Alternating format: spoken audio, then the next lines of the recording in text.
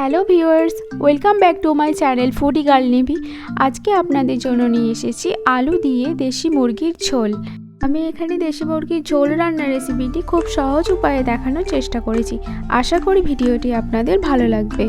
যারা এখনও চ্যানেলটা সাবস্ক্রাইব করোনি তারা অবশ্যই সাবস্ক্রাইব করে দিও। তাহলে দেরি না করে শুরু করছি আজকের রেসিপি।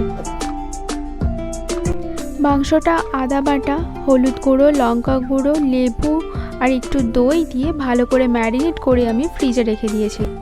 এবার কড়াইয়ে তেল গরম হতে দেব।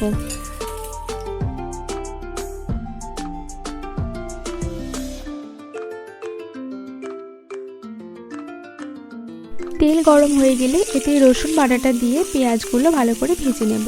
আপনারা যেমন পরিমাণে ঝাল খেতে চাইবেন সেই পরিমাণে কাঁচা লঙ্কা দেবেন। আমি এখানে 4-5টা কাঁচা লঙ্কা দিয়েছি।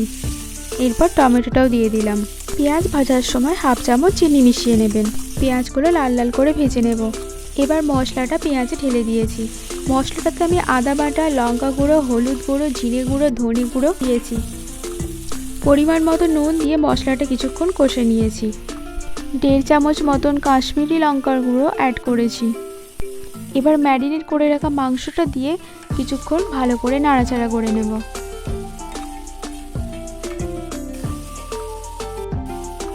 মাংসটা ভালো করে কষে নিতে হবে। প্রায় 20 মিনিট মতন মাংসটা আমি কষিয়ে নিয়েছি।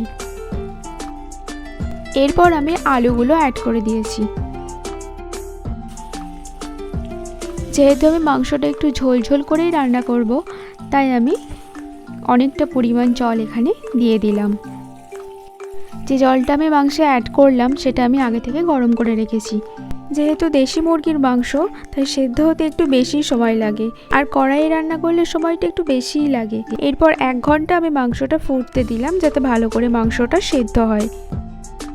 তৈরি হয়ে গেছে আজকের রেসিপি আলু দিয়ে দেশি মুরগির ঝোল। আশা করি রেসিপিটি আপনাদের ভালো লাগবে। ভিডিওটি ভালো লাগলে একটি লাইক করে দেবেন। মাংসের কালারটাও খুব সুন্দর এসেছে আর মাংসগুলো একদম সেদ্ধ হয়ে গিয়েছে।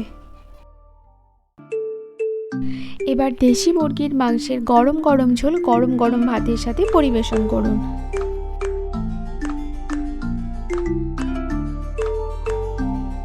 চ্যানেলটা সাবস্ক্রাইব করতে ভুলবেন না, আর আমার নতুন নতুন ভিডিও সবার আগে পেতে পাশে থাকা বেল আইকনটি ক্লিক করে দিন। পুরো ভিডিওটা দেখার জন্য ধন্যবাদ। সুস্থ থাকুন আর এভাবেই আমার পাশে থাকুন।